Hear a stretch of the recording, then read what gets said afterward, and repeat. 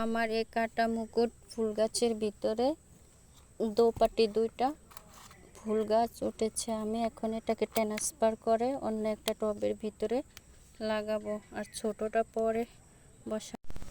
আমি ছিদ্রটার ভিতরে একটা ইটের ভাঙা দিয়ে দিলাম। আমার মাটি আগে থেকে প্রস্তুত করা আছে, সেজন্য আর দেখালাম না।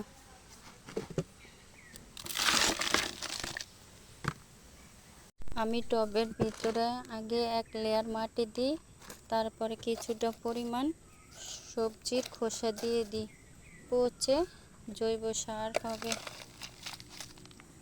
মাটির পরিমাণটাও কম লাগে এভাবে।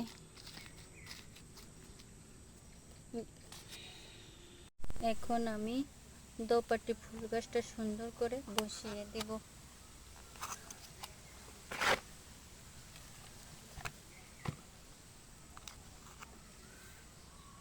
এখন আমি কিছুটা পরিমাণ পানি দিয়ে দিব।